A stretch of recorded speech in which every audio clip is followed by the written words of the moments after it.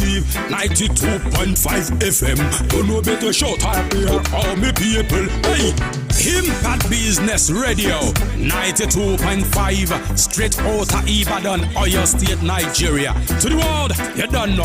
We mean business.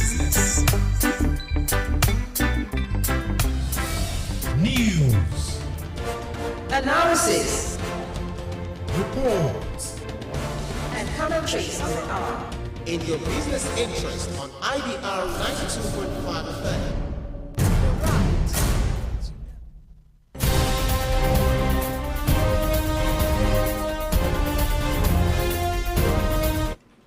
Good evening. Here's the news at 6 on Impact Business Radio, IBR 92.5FM. The headlines.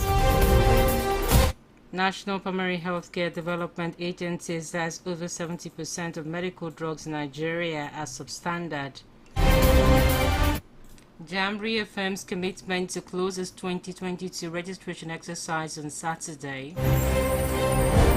Cross River State Government says unemployment is responsible for 2% forest reserve depletion. UNESCO says untapped groundwater resources can elevate scarcity of water across the world. Now the news and details. I am Bolabo, Female School. The National Primary Healthcare Development Agency says over 70% of medical drugs being dispensed in Nigeria are substandard. In a statement, the agency decried that the majority of Nigerians do not have access to health services. It also revealed that the country is faced with a number of healthcare challenges as a result of the weakness and the underutilization of the primary healthcare system. The agency maintained that 20% of all maternal deaths globally occur in Nigeria, while infant mortality occurs at a rate of 19 deaths per 1,000 deaths, as children under 5 are dying at a rate of 128 per 1,000. It therefore called on the federal government to do everything possible to reject the nation's healthcare system.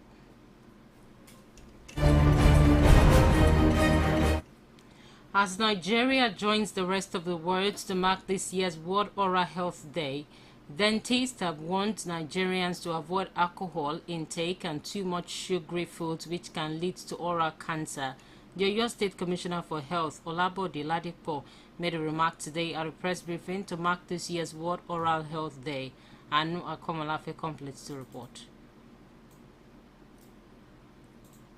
The World Oral Health Day is a day set aside to increase awareness on the importance of maintaining good oral hygiene and educate the public on the major activities that help to ensure good oral hygiene. The aim is to raise awareness and help people understand the importance of acting early from the moment problem arises. As part of activities marking the event in Oyo State, the Commissioner for Health, Dr. Olabode Ladipo, who was represented by the Permanent Secretary in the Ministry, Dr. Mufta Ayola, said the present administration, in furtherance of its commitments to oral health, gave free toothbrushes and paste to primary schools in Ibadan and Oyo State, stressing that over 5,000 students benefited from the exercise. Excellency Governor Oluwaseyi Makinde has taken a positive and proactive approach in promoting oral health among the citizenry in collaboration with other organizations by giving free toothbrushes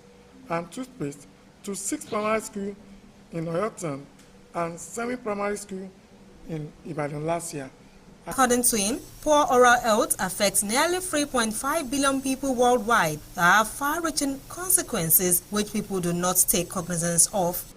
Towards promoting and enhancing dental services across nook and crannies of the state by including the services in the quarterly free medical services.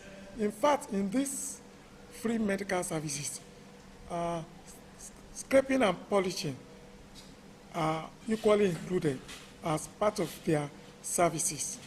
Also speaking, the chairperson of the Nigerian Dental Association, Dr. Adesola Otofi, pointed out that the day is to ensure that people understand the importance of acting early. Visit the dentist 6 monthly. When you floss, dental flossing, you not floss. When you floss daily, when you reduce sugary diet. These are the preventive measures.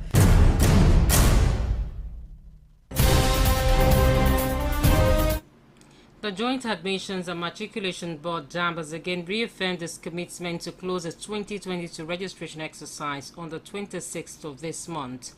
This is coming as the board disclosed that it has registered 1.5 million candidates across the country. In a statement today, the registrar of the board, Ishak Uleyede, noted that the sale of electronic personal identification number for its unified tertiary matriculation and direct entry examinations will not be extended. Oluyede decried the persistent drop in the number of e-pins being vended as well as the low turnout of candidates at the various centers across the nation. He maintained that registration dates are not fixed arbitrarily but through a consensus of the Federal Ministry of Education and examination agencies before the commencement of the exercise. Oluyede therefore called on all candidates who desire to register for this year's examination to do so immediately. It should be recalled that the board introduced a cashless policy to curb the activities of fraudulent computer-based test centers.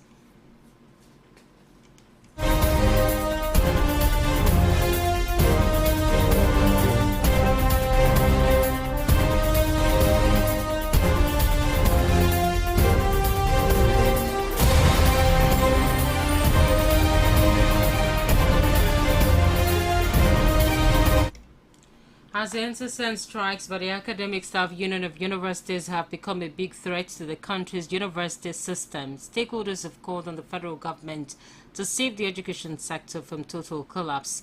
This is as they decry that the nation's education sector is nothing compared with global standards. They made this known today in a chat with IBR's Taiwo Olarewaju. The report. Since strikes by the Academic Staff Union of Universities, ASU, have become a big threat to the country's university system. This is as students have been deprived of their right to adequate education, coupled with their exposure to criminal activities. Speaking on the implications of incessant strike on the education sector, the stakeholder, Comrade Ibr92.5FM, said the nation's education sector is nothing compared with global standards. He, however, faulted the insensitivity of the federal government to the plight of university lecturers, adding that strike has always been the last resort. An insistent strike can never be of any good to our educational sector, be it at any level of our education, be it primary, secondary or tertiary level. It can never be of any benefit, and that is why it always been the last option.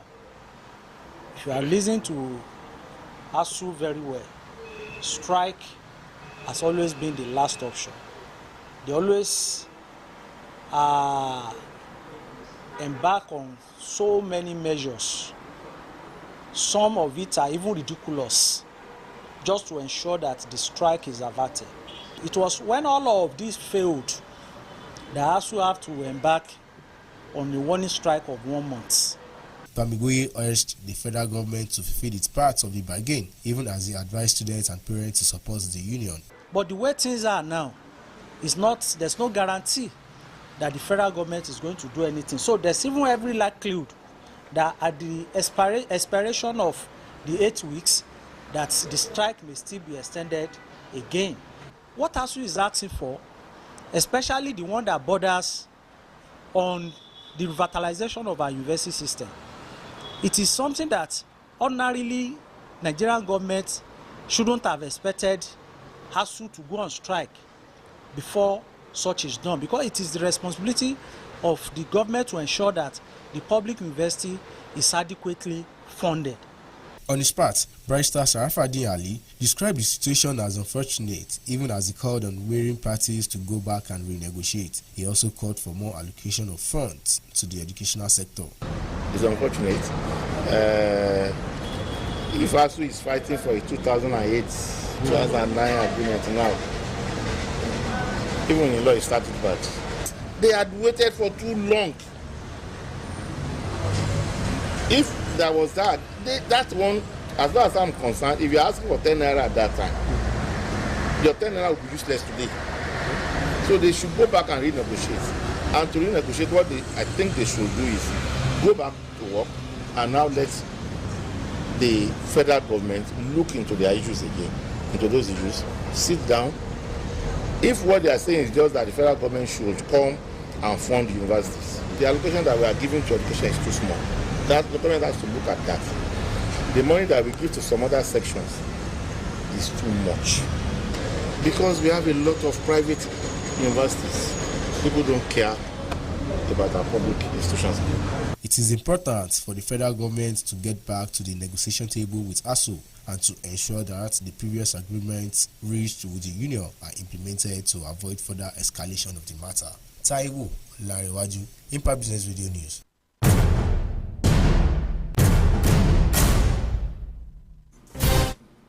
Away from that, the Cross River State government says unemployment is responsible for 2% depletion of forest reserves annually in the state. Speaking with newsmen today to commemorate this U.S. World Forest Day, the state head of Forestry Commission, Tony Ediandeye, said due to the large scale of unemployment, graduates have seen the forest as an alternative to employment. He lamented that some indigents now engage in illegal logging activities, which has contributed to the depletion of forest reserves. Ediandeye noted that forests have provided makeshift survival strategies for young people, even as he added that it has become more difficult to use the policy of total ban to control forest depletion. According to him, the day is observed annually to increase awareness about the role forests play in sustaining life on Earth by providing food, water, and shelter to animals and human beings. It will be noted that forests are home to about 80% of the world's terrestrial biodiversity, with more than 60,000 tree species, though about 10 million hectares have been lost.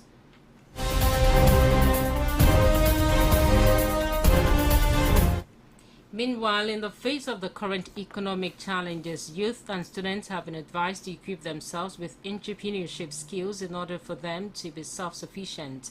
Speaking with newsmen today in Abeokuta University, Don Adeoyu Odediji said it has become imperative for students and youth to equip themselves with vocational skills for economic survival. Odediji further affirmed that such will ensure that students are skilled and competent enough to contribute their quota to the economic growth of the country.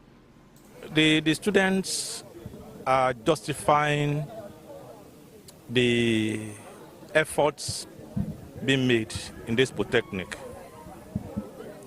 to actually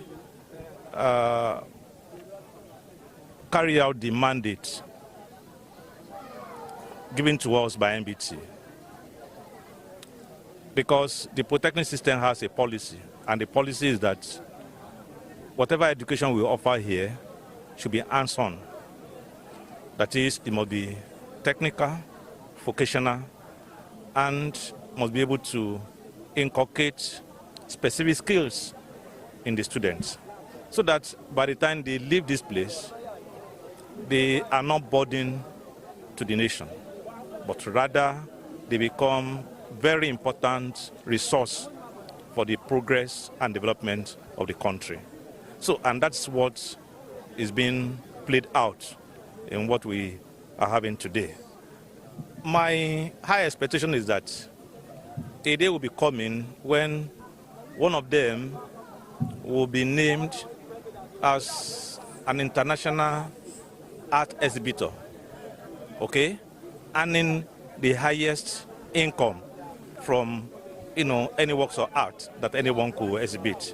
So that's my expectation. And from what I've seen today, I'm not being too expectant. It is going to be a reality. Courage and determination matters a lot, especially when it comes to art, because art can be very expensive.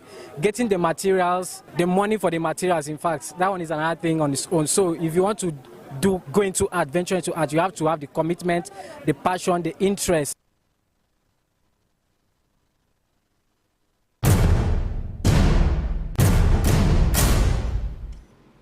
The United Nations Educational, Scientific and Cultural Organization, UNESCO, says untapped groundwater resources offer a vast potential in elevating the scarcity of water across the world. In a statement today, the Director General of the organization, Audrey Azoulay, said about 99% of water on Earth is groundwater. Azole Hugh decried that water is often poorly understood or undervalued, harped on the need to manage the resource carefully, saying it can no longer be overlooked. She noted that water consumption is expected to increase by 1% annually over the next 30 years as humans are increasingly polluting or drying up existing water resources. Azole also called for the smarter use of sparsely developed groundwater resources, even as he harped on the need to protect them from pollution and over-exploitation. According to her, governance of water resources is often poor as there is shortage of technical expertise in some part of the world. It will be noted that groundwater currently constitutes about 50% of the water withdrawn for domestic use worldwide and 25% of the volume used for irrigation. The Ogun State chapter of the Federal Road Safety Corps called on motorists to replace worn-out tires and wipers in order to prevent avoidable crashes during the rainy season. In a statement today, the state commandant Akinomi Olaluwoye said the call becomes necessary due to slippery nature of highways during the rainy season. According to him, worn-out tires lose grip on the roads during the rainy season when motorists apply brakes, which sometimes result in road accidents.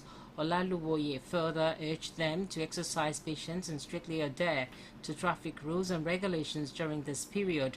Olaluwoye enjoined drivers to park in safe places when there is heavy rain to prevent unnecessary loss of life and property. He emphasized the need for motorists to use the see caution sign when their vehicle breaks down to avoid oncoming vehicles ramming into them.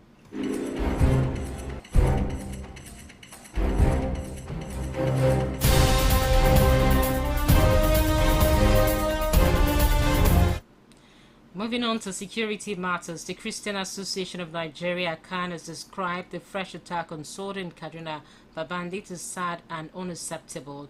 In a statement, the state chairman of the association, John Hayab, explained that the bandits raided Kara local government area, killed 15 people and burnt houses. Hayab faulted the state and federal government for not doing enough to protect the people of the state. He also called on the people to defend themselves against the bandits. Hayab maintained that residents of the state are tired of the incessant attacks without concrete actions to protect their lives and properties.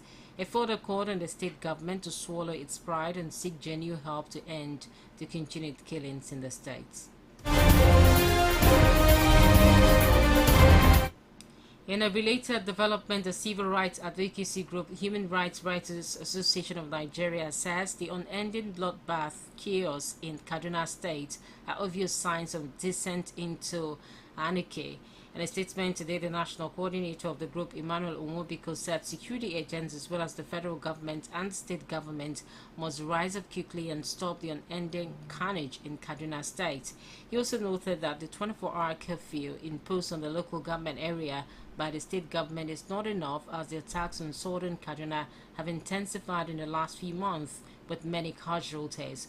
Onwobiko expressed regret that Kaduna State has become a killing field for bandits and terrorists in the state, while security agents allegedly looked away. It will be recalled that the state government has declared a 24-hour curfew in Jemas and Kora local government area, adding that the move will assist security agencies to stabilize the situation in the areas.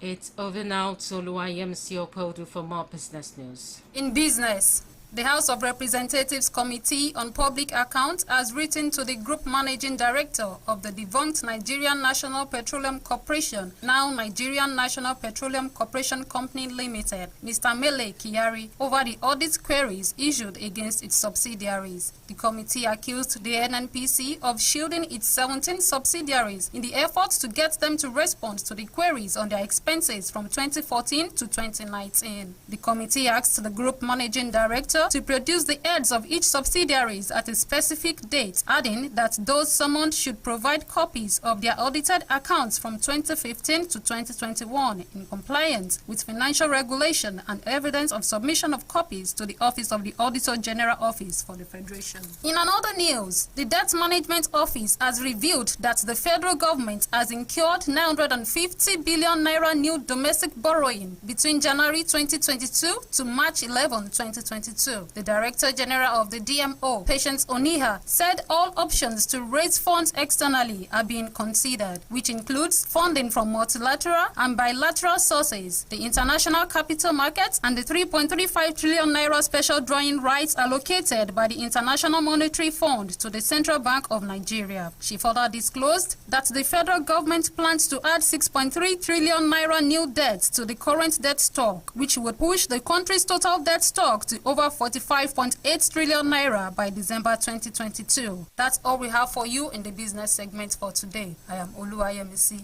Okweodu. It's over now to Dwanyo Olayinka for more of our editorial review for today. Guardian newspaper editorial for today pays attention to the issue relating to the appropriate exchange rate for the naira in relation to other currencies. The paper notes that the reduction of naira value has outclassed the economic intelligence and electoral promises of the current administration. According to the paper, the concern on the real value of naira has obtained comments from scholars, multilateral institutions, and other stakeholders, including self-styled economic experts. It will be recalled that the issue relating to the appropriate exchange rates for the naira in relation to other currencies have remained topical over the years. The paper calls for a proper strategies from the Central Bank of Nigeria, CBN, and the elimination of political interference in the mix. It expresses concern the exchange rate is affected by rising inflation in the country. On its part, the Punch newspaper editorial for today focuses on the kind of response needed to tackle energy crisis in the country. The paper notes that Nigeria is struggling with debilitating energy crisis, adding that the refined petroleum to gas products crippling shortage are sending massive shockwave through the economy. The paper states that the uncoordinated intervention by the federal government and the National Assembly only makes Nigerians feel very nervous and tense, adding that this has led to a sharp drop in available electricity power and severe collapse of exclusive national power grid. The paper concludes by stating that Nigerians suffer because their leaders refuse to take up responsibility. That ends the editorial review for today from some of our national dailies. I am Odayo Olayinka.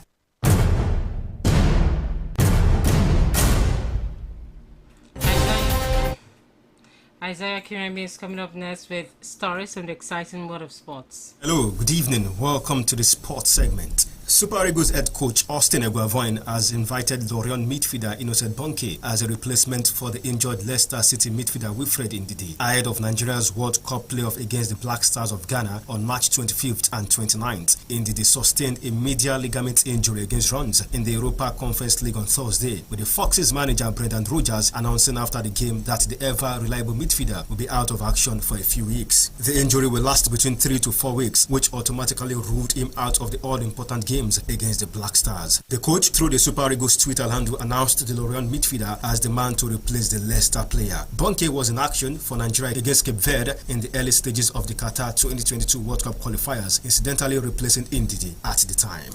Still with the doubleheader between the Super Eagles and the Black Stars, Ghana will be without Crystal Palace forward Jordan Ayew after the player contracted COVID-19. Ayew was left out of Crystal Palace Emirates FA Cup quarter-final 4-0 win against Everton at Selhurst Park yesterday. According to reports, the former Aston Villa forward has tested positive for COVID-19 and is all but set to miss out on the doubleheader against Nigeria. The 30-year-old was initially named in the Palace squad ahead of the game, but was dropped after tests confirmed he was positive. The Black Stars will now be without the Ayew brothers for the doubleheader after Andre Ayew was ruled out due to suspension. In Europe, Manchester City have been drawn to face Liverpool in the FA Cup semi-finals, while Chelsea will take on Crystal Palace. City were originally drawn to face the winner of Nottingham Forest and Liverpool, with Jurgen Klopp's side edging a 1-0 victory thanks to a late strike from Diogo Jota. The FA Cup encounter between City and Liverpool will mean 2 games in 2 weekends for the rivals, with the side due to meet in the Premier League on April 10th. Klopp's side, who lifted the Carabao Cup last month, remain in the FA Cup, Champions League and the Premier League title race, giving them the opportunity of a clean sweep of 4 major trophies. 8-time FA Cup winners Chelsea were the first team to make it to Wembley, beating Middlesbrough 2-0 thanks to goals from Romelu Lukaku, Hakim Ziyech. Crystal Palace beat Everton 4-0 to book their spot, while City overcame Southampton to win 4-1. And lastly in sport, Ferrari and Carlos Sainz are close to signing a contract extension to keep the Spaniard at the team beyond this season. Sainz replaced Sebastian Vettel last year on a 2-year deal and finished ahead of Charles Leclerc in their first season as teammates, claiming podium finishes in Monaco, Hungary,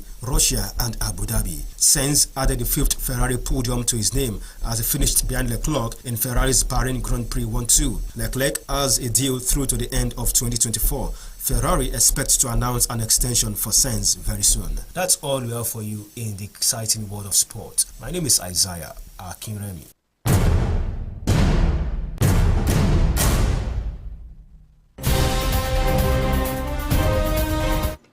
On the foreign scene, United Nations says the rush to use fossil fuels because of the war in Ukraine is unacceptable and threatens global climate targets. In a statement today, the United Nations Secretary General Antonio Guterres says the invasion of Ukraine has seen rapid rises in the price of coal, oil and gas as countries scramble to replace Russian sources. Guterres, however, warned that the move will close the window on the Paris climate goals. He also called on countries, including China, to fully phase out coal by 2040. Guterres maintained that the limited progress achieved in Glasgow is insufficient to ward off dangerous climate change. Meanwhile, a head-on collision between passenger trains have injured 95 people today in south of Tunisian capital. In a statement today, the nation's civil defense spokesman